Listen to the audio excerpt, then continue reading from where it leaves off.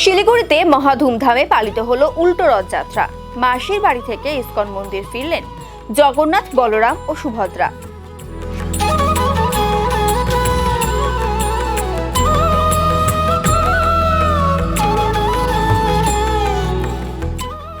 এবছর শিলিগুড়ির সূর্যনগর মাঠে জগন্নাথ দেবের মাসির বাড়ি করা হয়েছিল।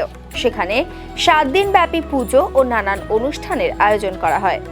আজ সেখান থেকে উল্টো রথ বের করা হয়।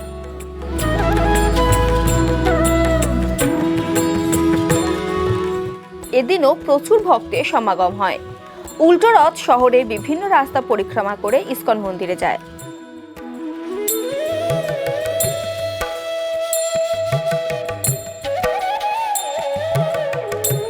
আনন্দের বিষয় যে আমরা সুষ্ঠুভাবে এখানে মাসির বাড়িতে জগন্নাথ দেবের যে 7 দিন ব্যাপী যে পুজো পার্বণ খুব সুষ্ঠুভাবে হয়েছে। বৃষ্টির জন্য একটু বিঘ্ন ঘটেছে, তাছাড়া ভক্তদের আগমন এবং ভক্তদের উৎসাহ দিন দিন অনেক বেড়েছে।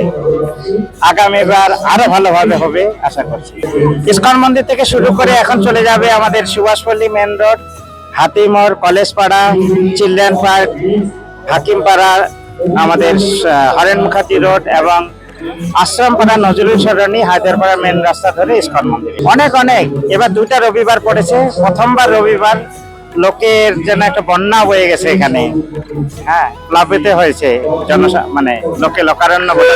3টা রাত সুসজ্জিত ভাবে জগন্নাথ, বলদেব এবং সুভদ্রা দেবী এবং ভক্তদের মাঝে একটা অপূর্ব দৃশ্য, যেটা কেবল পুরীতে দেখা যায়, সেটা আজকে এখানেও দেখা যাচ্ছে কিঞ্চিত মাত্র।